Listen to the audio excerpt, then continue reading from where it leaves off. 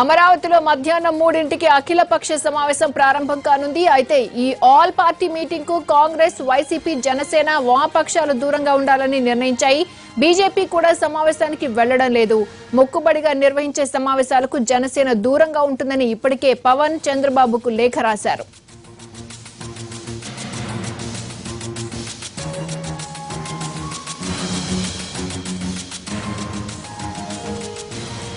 అఖిలపక్ష సమావేశానికి ఎవరూ రావడం లేదన్నారు బీజేపీ ఎమ్మెల్సీ రామ్ మాధవ్.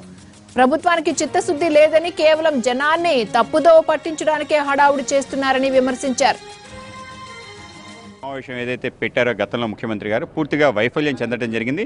ఏ పక్షం కూడా ఆ సమావేశానికి రాకుండా అందరూ కూడా గతంలో వెళ్ళిపోవడం జరిగింది. మొదటి సమావేశానికి లెఫ్ట్ పార్టీలు వచ్చి సమావేశం ప్రారంభం కాకుండానే వాకౌట్ చేశారు. ఈ విధంగా అవమానం జరిగినా కూడా ఇంకొకసారి అఖిలపక్ష సమావేశం ఏ విధంగా పెడతామని చెప్పి అడుగుతున్నా. ఈరోజు కేంద్రం పైన అనేక కుట్రలు చేస్తూ, అసందర్భ ప్రలాపాలు, అనేక అబద్ధాలు చెప్తూ, మోసపూరితంగా వ్యవహరిస్తూ, ఇంత సాయం చేసిన ప్రధానమంత్రినే మీరు నిలదీస్తూ ఏదంటే అది మాట్లాడగలిగే స్థితికి ఈ రాష్ట్ర ప్రభుత్వం తయారైన తర్వాత ఆ సమావేశానికి, నిజాయితీ లేని సమావేశానికి భారతీయ జనతా పార్టీ ఏ విధంగా వస్తుంది? కేవలం మేమే కాదు, మీ పక్షమైన కాంగ్రెస్ పార్టీ కూడా దాన్ని బాయ్కాట్ చేసింది. వైఎస్ఆర్ బాయ్కాట్ చేసింది, జనసేన రాలేదు. ఉండవల్లి గారి పైన ఉండే నమ్మకం మీ పైన లేదు అనే విషయాన్ని మీరు కానీ తెలుసుకుంటే మీకు కనువిప్పు కలుగుతుంది మా అభిప్రాయం. అఖిలపక్ష సమావేశం పార్టీ పరంగా నిర్వహిస్తున్న కార్యక్రమం కాదన్నారు ఏపీ మంత్రి కాలువ శ్రీనివాసులు. రాష్ట్ర ముఖ్యమంత్రిగా ఏపీ సమస్యలపై చర్చించడానికి పార్టీలు, ప్రజా సంఘాలను ఆహ్వానించినట్టు తెలిపారు. ప్రజల పక్షం ఉన్న వాళ్ళందరూ కూడా అఖిలపక్షానికి వస్తారని మేము భావిస్తూ ఉన్నాం. ఈ రాష్ట్ర సమస్యల గురించి లేదా కేంద్రం మన పట్ల చూపుతున్న వివక్ష పైన, విభజన చట్టంలో పేర్కొన్న హామీల అమలులో జరుగుతున్న దుర్మార్గం మీద చర్చించడానికి అందరము కలిసి మాట్లాడుకుందామంటే రాలేదంటే వాళ్లకు రాష్ట్రం పట్ల, రాష్ట్ర ప్రజల ప్రయోజనాల పట్ల ఎంత బాధ్యత ఉందో మనకు స్పష్టంగా అర్థమవుతుంది. కాబట్టే ఈరోజు మేము ఎవరు వచ్చినా రాకపోయినా అఖిలపక్షం అయితే జరుగుతుంది. అదే సందర్భంలో అందరూ వస్తే మరింత శక్తి పెరుగుతుంది. మనం మాట్లాడుకుంటున్నది రాజకీయాలు కాదు, ఎవరు రాజకీయాలు వాళ్ళకు ఉంటాయి. చంద్రబాబు నాయుడు గారు నిర్వహిస్తున్నారు కాబట్టి అదేదో తెలుగుదేశం అఖిలపక్షం అంటే కరెక్ట్ కాదు.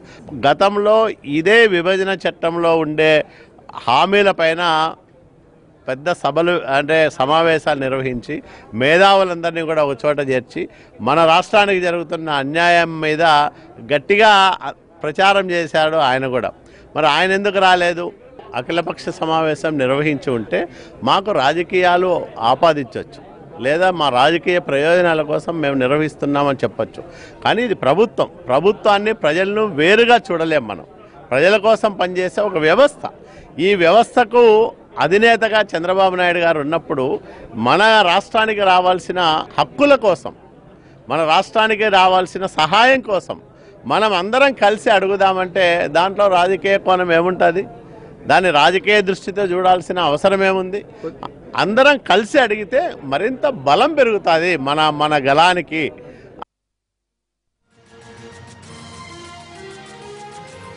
అమరావతిలో మధ్యాహ్నం 3ంటికి అఖిలపక్ష సమావేశం ప్రారంభం కానుంది. అయితే ఈ ఆల్ పార్టీ మీటింగ్ కు కాంగ్రెస్, వైసీపీ, జనసేన వామపక్షాలు దూరంగా ఉండాలని నిర్ణయించాయి. మొక్కుబడిగా నిర్వహించే సమావేశాలకు జనసేన దూరంగా ఉంటుందని ఇప్పటికే పవన్ చంద్రబాబుకు లేఖ రాశారు.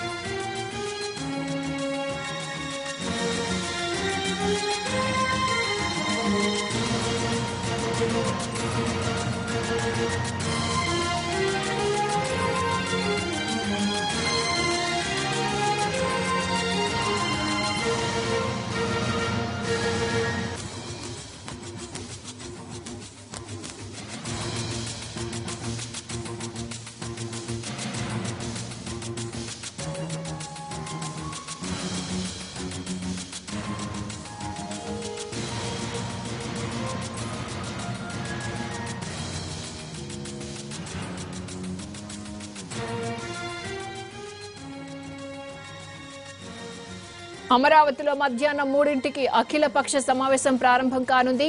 అయితే ఈ ఆల్ పార్టీ మీటింగ్ కు కాంగ్రెస్, వైసీపీ, జనసేన, వామపక్షాలు దూరంగా ఉండాలని నిర్ణయించాయి. బీజేపీ కూడా సమావేశానికి వెళ్లడం లేదు. మొక్కుబడిగా నిర్వహించే సమావేశాలకు జనసేన దూరంగా ఉంటుందని ఇప్పటికే పవన్ చంద్రబాబుకు లేఖ రాశారు.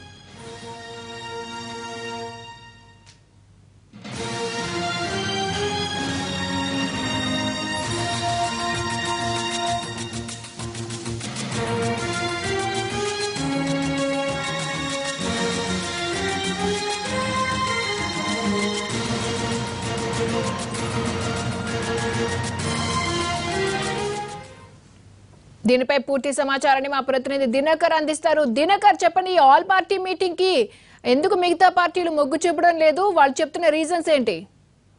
వైఎస్ఆర్ కాంగ్రెస్ పార్టీ స్పష్టంగా చెప్తుంది 4.5 ఏళ్ల పాటు రాష్ట్ర ప్రయోజనాలను అలాగే ప్రత్యేక హోదా అంశంలో పాటు విభజన హామీలను గాలికి వదిలేసినటువంటి తెలుగుదేశం పార్టీ ఇప్పుడు చివరిలో ఎన్నికలు సమీపిస్తున్న నేపథ్యంలో కేవలం ఎన్నికల జిమ్మిక్కుగానే అఖిలపక్ష సమావేశం అని చెప్పి ప్రత్యేకంగా సమావేశాలు ఏర్పాటు చేస్తుంది. దీన్ని వైఎస్ఆర్ కాంగ్రెస్ పార్టీ వ్యతిరేకిస్తుందని కూడా ఆ పార్టీ నేతలు స్పష్టం చేయడం జరిగింది. ఏదైతే వైఎస్ఆర్ కాంగ్రెస్ పార్టీ ముందు నుంచి చెప్తుందో ప్రత్యేక హోదాని వ్యతిరేకిస్తూ తర్వాత ప్యాకేజీ ముద్దనటువంటి తెలుగుదేశం పార్టీ ఏర్పాటు చేసినటువంటి అఖిలపక్ష సమావేశంలో మేము షేర్ చేసుకునే ప్రసక్తే లేదని చెప్పి కూడా ఆ పార్టీ నేతలు చెప్తున్నారు.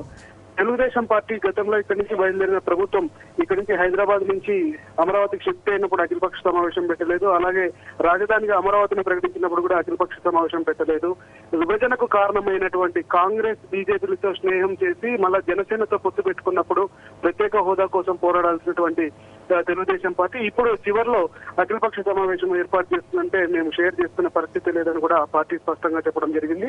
దీనికి సంబంధించి పార్టీ అంతా ఒక కీలకమైన నిర్ణయం తీసుకుంది. అక్కడ తెలుగుదేశం ప్రభుత్వం కానీ ఏపీ సర్కార్ కానీ ప్రత్యేకంగా ఏర్పాటు చేసినటువంటి ఎలాంటి సమావేశాలు కూడా తాము హాజరు కాము, అసెంబ్లీ సమావేశాలకు హాజరు కాకూడదని ఎలా నిర్ణయం తీసుకున్నాము, భవిష్యత్తులో ఆ పార్టీ ఏ సమావేశాలు ఏర్పాటు చేసినా కానీ తాము హాజరయ్యే ప్రసక్తి లేదని కూడా ఆ పార్టీ నేతలు చెప్తున్నారు. ఓకే దినకర్.